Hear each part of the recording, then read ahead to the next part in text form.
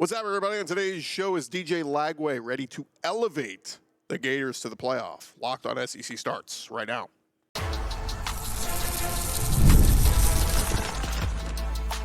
You are Locked On SEC, your daily podcast on the Southeastern Conference. Part of the Locked On Podcast Network, your team every day. And what's up, everybody? I'm Chris Gordy. Welcome into Locked On SEC. Thank you guys for making us your first listen every day. Shout out to Everydayers. We're free and available wherever you get your podcasts and on YouTube, part of the Locked On Podcast Network, covering your team every day. And we've got a great show for you today with some special guests coming to you from Radio Row here at SEC Media Days. And first off the top, we are going to talk with Alabama defensive lineman Tim Keenan, find out a little bit about this Alabama defense and how much improved they are going to be in 2025. Also, got to sit down with DJ Lagway, Florida quarterback who, of course, coming off of his true freshman season where he started down the stretch, had a lot of success. And then we sit down with Blake Shapen, Mississippi State quarterback, who's coming off a great or a chance to rebound from his injury last year at Mississippi State where they were pretty awful. But Blake Shapen says they see a light at the end of the tunnel. So all those interviews are going to come your way in just a second, but I thought let's look back and recap a little bit some of the takeaways from day 3 at SEC Media Days. And first up, we had Kalen DeBoer, Alabama head coach, at the podium. And Kalen DeBoer was asked, did he think his year 1 lived up to the Alabama standard? And DeBoer said, if you internally ask us, no, we fell short of the playoff. It's as simple as that. Giving yourself a chance to go compete for a championship. I think there's a lot of things I'm super proud of that have happened within the program that are part of our progression, but we fell short. He said our guys, proud of them, the way they responded to us, not realizing the goals that we set out to have, getting back to work, focusing on the main thing. I feel that's always been the case. But in the end, we're going to take advantage of the failures we've had and be better because of it. So, good, honest answer from Kalen DeBoer saying, yeah, the Alabama standard is making the playoff. So he understands there's a lot of pressure going into this year. Got to step up, got to make the playoff. And if they don't, there'll be some tough conversations there in Tuscaloosa. How about over in Gainesville? Billy Napier talking about the here and now and his team and what they're looking like for 2025. And there's a lot of excitement about DJ Lagway, obviously, who we're going to talk to in a few minutes. But Napier talked a little bit about the excitement over his program's player development. They've really developed some of these big-time recruits they've brought in the last year or so, that freshmen that have developed very quickly and found the field and some early playing time. And Billy Napier put out the quote saying, we are dominating in that space. The Gator-made program is second to none. So Gator-made, coming in there, making an impact from day one. They're seeing that. And it's all about continued development with those guys and continue to get them on the field and be impact players. So, again, Billy Napier saying all the right things at Media Days on Wednesday. How about over at Oklahoma? Brent Venables, he is owning up to they fell short of what they wanted to do last year at Oklahoma. And he's excited about the quarterback they're bringing in, John Napier, of course, transfer from Washington State. And, obviously led them to an 8-4 season last year. Oklahoma would love to go 8-4. They didn't last year. They fell short. But Venables says they need Napier to come in and do that work and work some of that magic that he had at Washington State. And bringing the offensive coordinator, Ben Arbuckle, is going to help as well. But on Wednesday, Brent Venables saying to reporters, he revealed that John Napier turned down more cash from other programs who were after him to come to Norman. So seems to think there's something special there, a good spot there with his OC coming over. And Brent Venables is a big believer in John Napier. We'll see if he can live up to that. And then lastly, over in Starkville, it was Jeff Lebby and his Bulldogs, who obviously had a dismal season last year going 2-10. But Lebby is optimistic. He thinks that they are going to turn things around. And he said, look, for us, it's all about opportunity. They got a great awareness of what the league was when I was able to get the job. That part of it wasn't going to change. But for me and our guys who understand what the gauntlet looks like, and they've got a gauntlet, he said that's exciting. What a great challenge. What a great opportunity. Our guys will be excited to go chase it. So we're going to talk with Blake Shapen later in the show about that gauntlet of a schedule and how they weather the storm and show improvement this year and take those steps forward. So without further ado, let's jump into it, and let's bring you our first interview. We caught up with Alabama defensive lineman Tim Keenan here on Locked On SEC. Running along here from SEC Media Days, and it is Alabama Day. Always a big day here at Media Days. And sitting down with one of the big D linemen for the Alabama Crimson Tide, he is Tim Keenan. Tim, welcome in, man. Thank you for having me. You were looking sharp today. I like the suit choice and then the big 9'6" right there. Yeah, you got to let them know. You know, they don't think big guy got that swag. I got to let them know sometimes. Yeah. I think that's a good theme for Alabama is letting them know. Yeah. Because last year didn't go, it wasn't up to the Bama standard. It wasn't a bad year, but it wasn't up to that standard that you guys have come to expect. So what's been the message from Coach DeBoer this offseason? To execute every play, to go 1-0, just being where our feet are. Can't look too far ahead. Can't focus on the pass. Just handle the task at hand. Go 1-0. If you got to go through this B gap, go through that B gap. If you got to go run this route, run that route. Don't try to do something on your own or anything like that, but just really just being where your feet are. When the season ended for you, you look back on last year, what's the biggest takeaway for you in your game, something that you needed to work on? Something I need to work on, I'll say, I just need to be a better leader outwards as far as, embracing it. And I feel like now I have, just realizing that it's not necessarily being cocky. It's just, being embracing what God and blessed me with in the abilities. But, I got to, there's always things to get better and things to work on. So I plan to showcase them this season. Of course, there's been a lot of talk on that defensive line. Who's that next big, pass rusher that's going to emerge? And you guys have some guys that are ready to take that next step. But, some great guys from years past, Will Anderson Jr., Dallas Turner, and all that. So what have you seen from some of the guys up front, those outside edge rushers that you think that y'all are going to get back to, creating that pressure off the edge? It's gonna be a movement this season. Everybody working hard, everybody doing what we need to do. So we just got to go out and, like I said, execute, do what we coach to do, and trust in our abilities. Because we got some guys. I'm not necessarily gonna name any guys. Because I don't want to forget guys, but we got some Huntons out there. Coach Womack, what'd you like about getting to know him and the system he runs? He's definitely strategic with the stuff he does. He'll allow you to go make a play and stuff like that. So just understanding that I got to trust my abilities and just go, not to think and all that other stuff is going to be amazing. We know Coach Saban wanted him years ago. Obviously, great working relationship with Coach DeBoer. You guys finally get him in Tuscaloosa. What have you seen from Coach Grubb in that offense so far? Oh, that he bringing that intensity. He brings that pro type of mentality to the practice field, to the meeting room, and all of that. I just see how the offense operates and everything, so it's definitely amazing. Talked to Ty Simpson over at the Manning Pass Academy a couple weeks ago, and he's a guy that he's waited his turn, and he's hopefully ready to lead. Obviously, Keelan Russell, some other guys. I mean, it's still open quarterback competition, but it seems to me, at least with Ty, that he's taken some big strides in becoming a leader for you guys. Yeah, with that quarterback battle and everything, it's always good when you got guys, competing to get that number one spot, because then you're going to get everybody best. And if everybody trying to do their best, then you can't do nothing but, be greater than what you were. So he definitely has great qualities. And, whoever's out there quarterback, we're going to go to bat for him. And when you got a guy like Ryan Williams, it makes it easy. Whoever's throwing, just throw the ball in his vicinity and he'll go get it. They're right. You got them takers out there. When you look at the upcoming season, obviously the schedule's tough, but you have to take it that one game at a time mentality, right? You can't get too far ahead of yourself. Facts. You can't, like you say, you can't think too far ahead. You got to be where your feet are.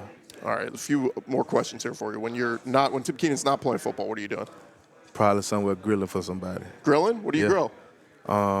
Pretty much anything. Like I put some chicken, some sausage, put some ribs on there, burgers, you name it. You a sauce master? You know how to get it done? I'm getting there now. I done pretty much, got, not necessarily, I ain't going to say I'm perfect, but I'm close to that as far as with grilling. Now I'm moving to the sauce. Okay. Part of it. And you got to season and sauce. You got to do both. See that season, I can see now.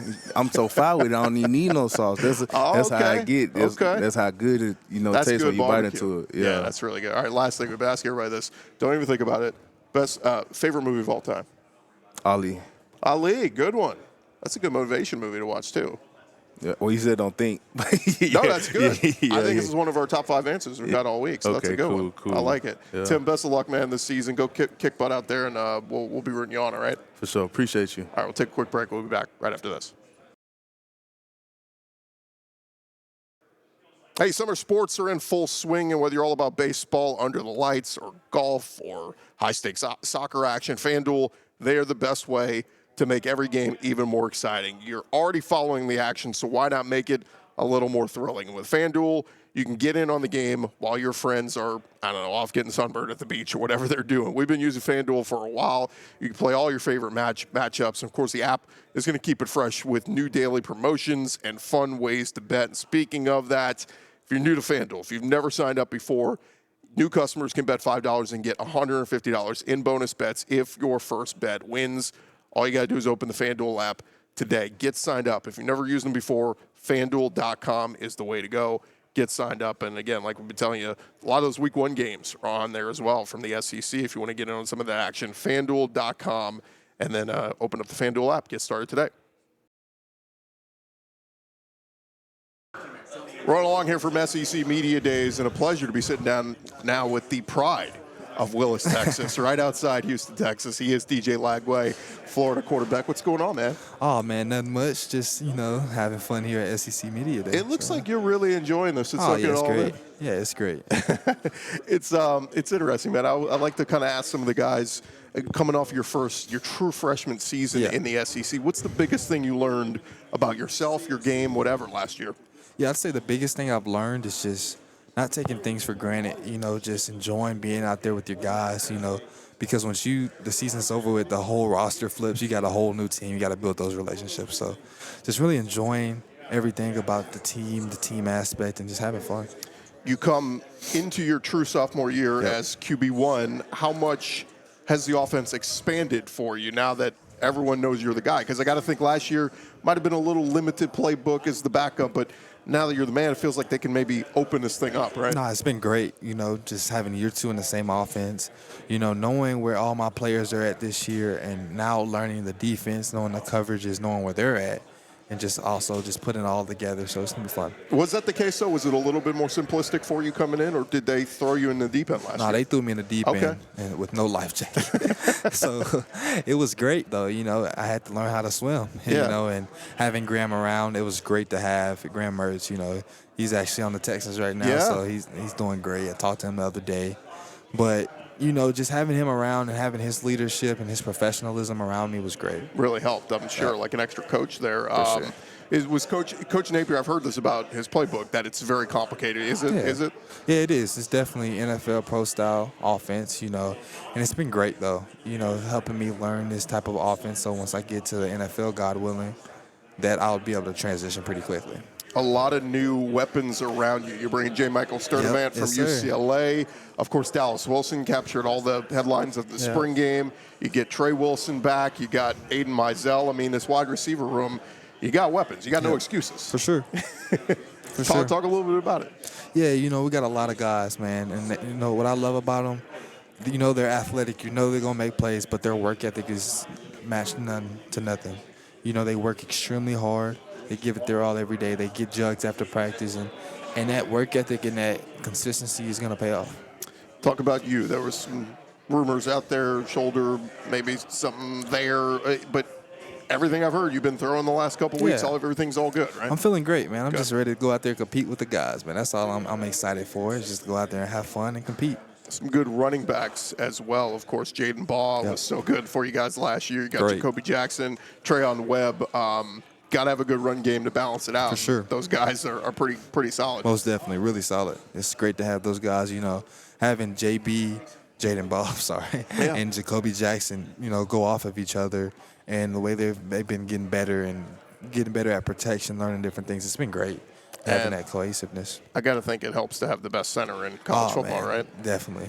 Definitely helps. What's that relationship like with Jake? Yeah, me and Jake have a great relationship, just talking ball, even off the field, But having him as a leader and as a person in the building is great for everybody. He's a great team team guy. So, yeah. There's a little intimate relationship there. A guy you're putting your hands under his butt sure. every day. I mean, you know, sure. it's you got to have that quarterback center Most relationship. def. Yes, sir, for sure. It's very interesting. What's been Coach Napier's message this offseason? Because obviously the school put out that message towards the end of last year when you guys started getting on the hot streak and said, hey, Coach Napier's not going anywhere. Just let everybody know he's here and all this. So what's been his message this offseason?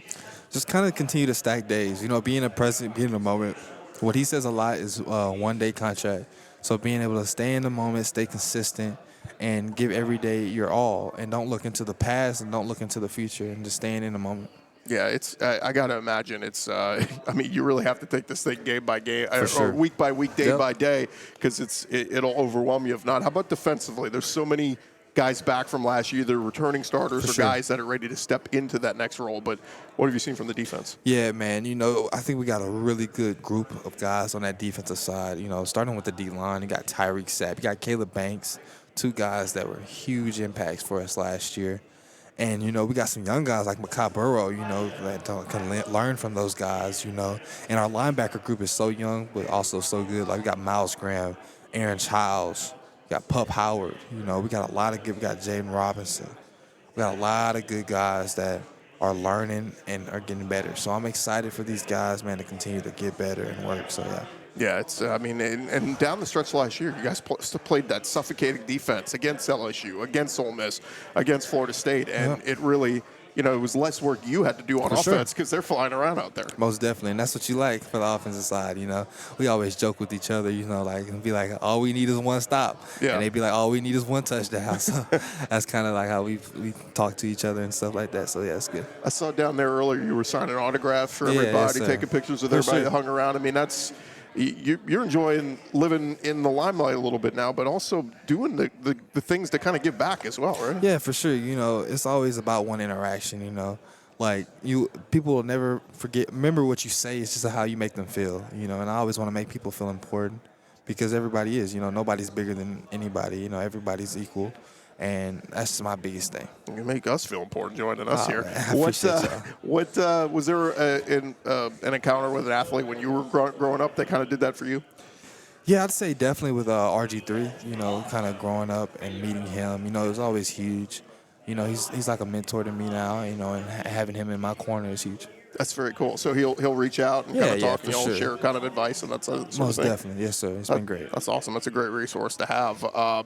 What was your relationship like? You mentioned a little bit with Graham Mertz earlier, but it's kind of funny. You're from Willis, right outside Houston, and Graham Mertz ends up in Houston. So are you giving him like food tips on where to eat and all that kind of stuff? Yeah, for sure. You know, it's just funny though, like how like he knows he said he swung by Willis the other day and stuff like that. But it's just funny to kind of see how a full circle moment, you know. So it's cool. Yeah, it sticks too. I mean, like, look, you certainly wanted your turn and. He was playing pretty well, and then, you know, the injury happens, but everything happens for a reason, and, you know, who knows? Maybe that's exactly what you needed in your career to help set your trajectory, and now he's in a great spot in the NFL. Yes, sir. You know, God doesn't make any mistakes, so yeah. Talking with DJ Lagway here. When you're not playing football, what are you doing? When I'm not playing football, I'm mostly just relaxing, you know, at the house.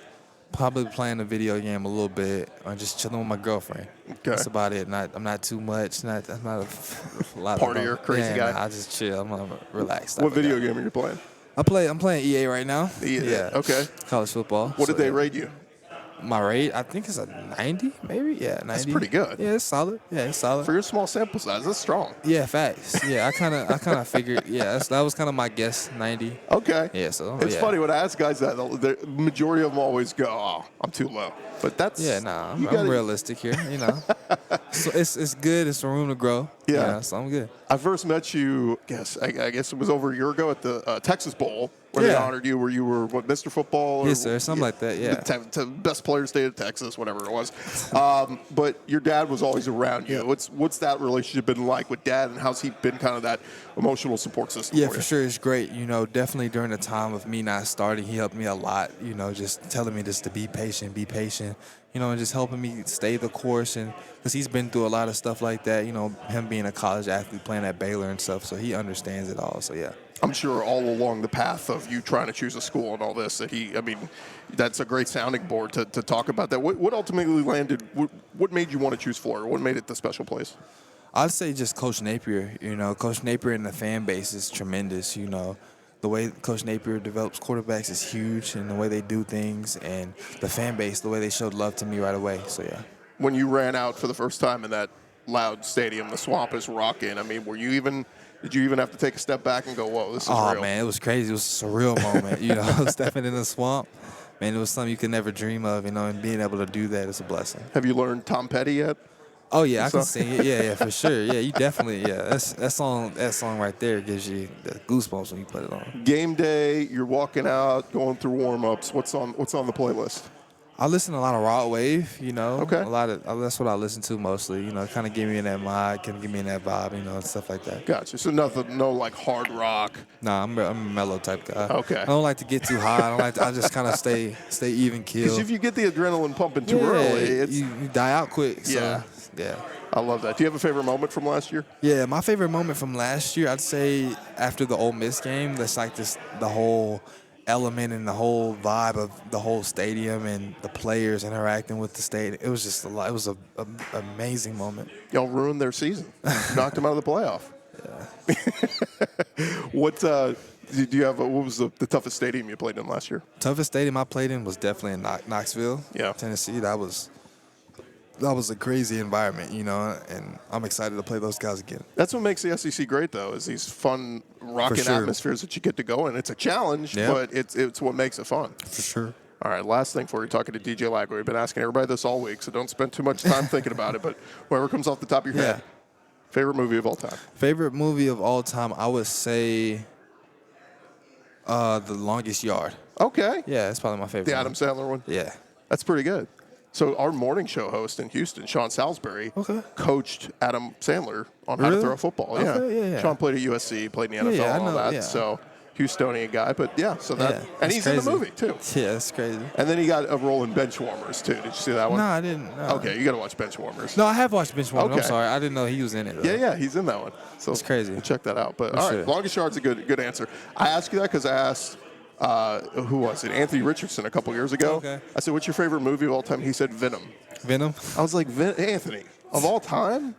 So that's why we're asking everybody what their favorite movie. That's a good answer, though. That's a top 5 answer. I'll give you. For sure. All right. What are you looking forward to most about this season as we get rocking here? Just getting ready to get out there and compete against somebody else. You wish the opener was tomorrow, huh? Oh yeah, I wish it was today. Let's go put some pads on. Let's get me excited just being here. I love it. Real quick before on the way out, have you gotten a chance to go back to Willis this offseason and see everybody? Yeah, I have. Yes, sir. I've been down there. It's just great to see. It's growing so fast. You know, and they're building like crazy out there. But it's a blessing. They retire your jersey yet?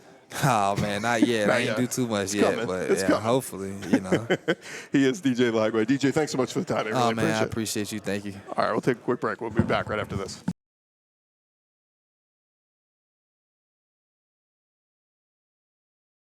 Rolling along here from SEC Media Days, sitting down with one of the starting quarterbacks in the SEC, the Mississippi State Bulldogs. It is Blake Shapen sitting down at Media Days. Welcome in, man. This is second year in a row, right? Yeah, it's my second year here. Is it old hat for you now? Do you know it's no big deal to you? Yeah, I mean, I went to a Big 12 Media Day, and then last year SEC, and then another SEC. So it's my third Media Day. Completely the trifecta now. I know, it's crazy. What's the craziest thing you've been asked so far? Do I watch Love Island? Do you?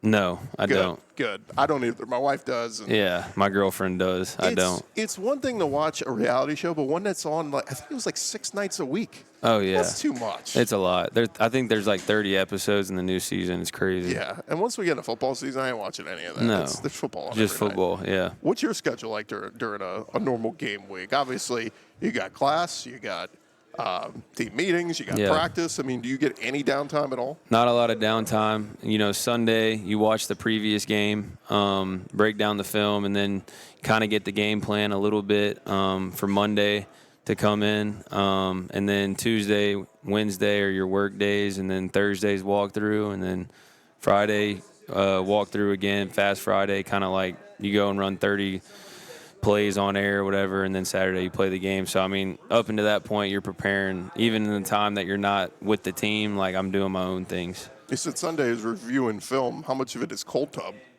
A lot, depending on the game. Yeah. Usually I'm in the treatment room for about an hour, 2 hours after the game trying to get my body right. You spent those years at Baylor and then, of course, at Mississippi State. What's the game you were most banged up after? It's a good question. A lot of them, to be honest. Let me think. Stop taking a beating. Yeah, I know. Blake. That's my fault. One game. There had to be one you came off and you're like, all right. I mean, a lot of them, you feel it. What you're saying without injury? Just what? Yeah, sure. Well, So we know about the injury. I'd say year. Oklahoma State, Big 12 championship. Okay. I was pretty sore because that was my first or my second real start. And after that game, I definitely felt a lot of those hits. Was that the one that was that the last year of Texas and OU in the Big 12? No, was it the second to last year? that was the second to last year. Okay. 2022 That's was right. the It last was the year of the announcement, and everybody was making a big deal. Yeah. Like, we didn't even play for the Big 12 title. Exactly. Yeah. Yep. Are you full through now an SEC guy? Yeah, I am. I mean, even growing up, I used to watch SEC football. I mean, that's all I watched. Yeah.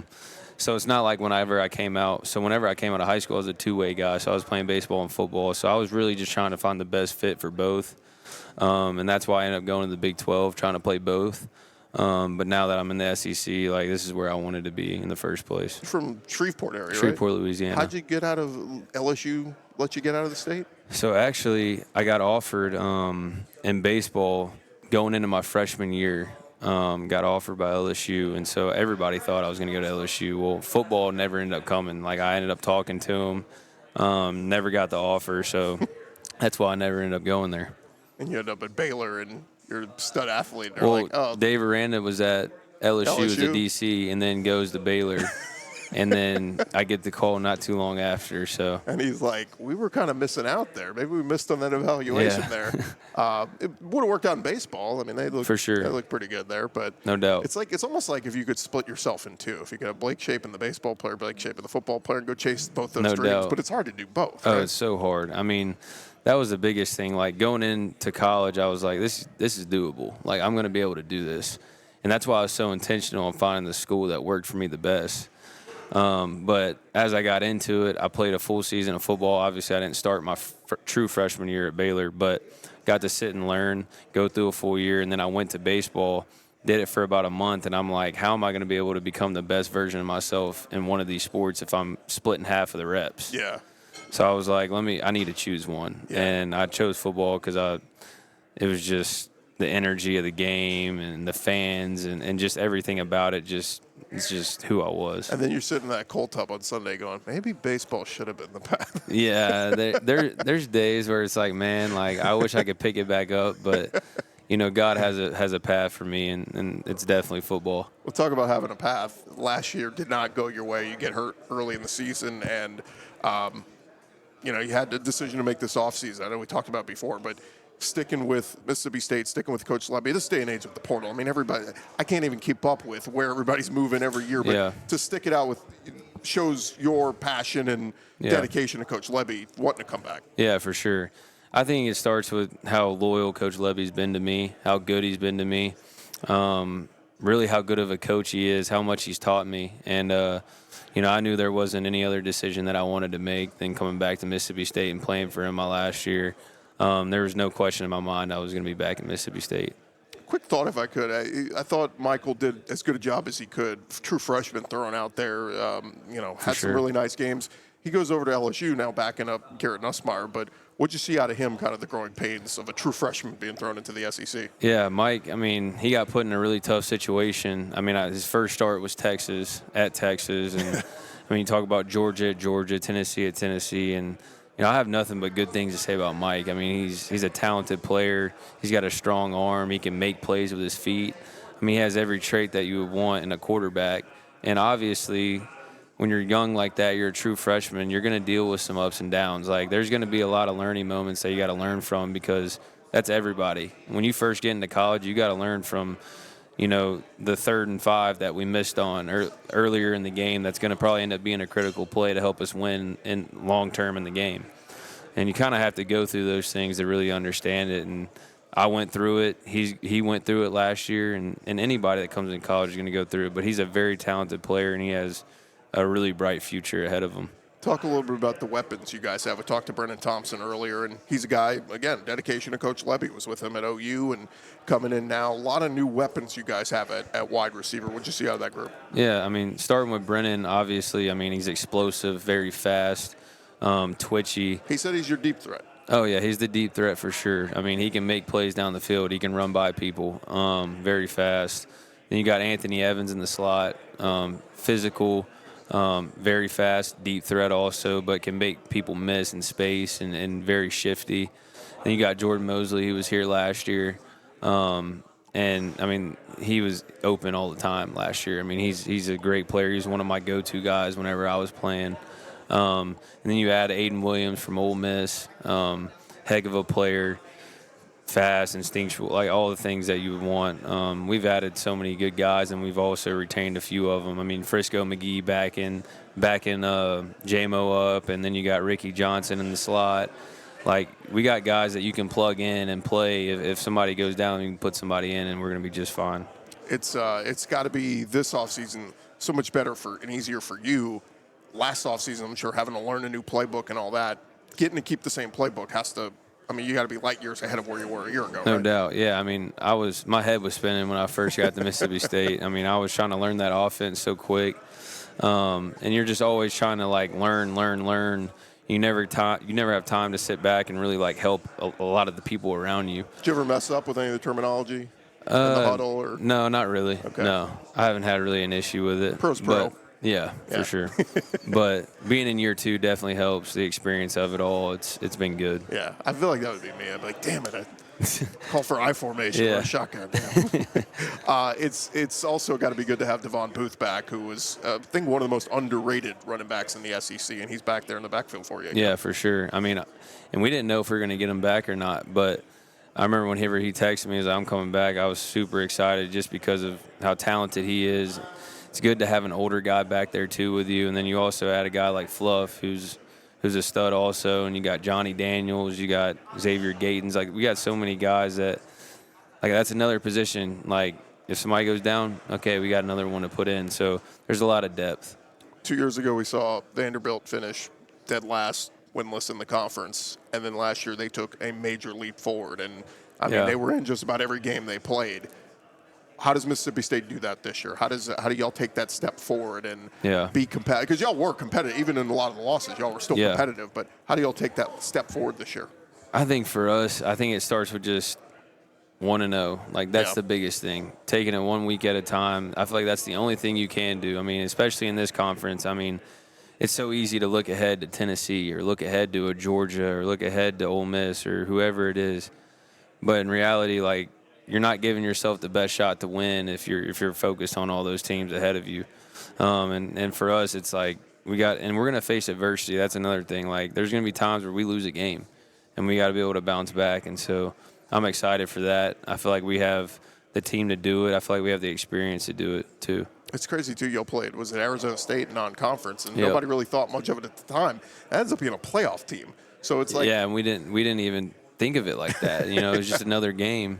We dropped that game, and they end up going to the playoffs that year. So they'll play them again. Sam Levitt's back, but at least Kemp Scadabo's gone, so that's one less problem to worry great about. Player. Yeah, great player. Talking with Blake Shapen, when you're not playing football, what are you doing? Playing golf.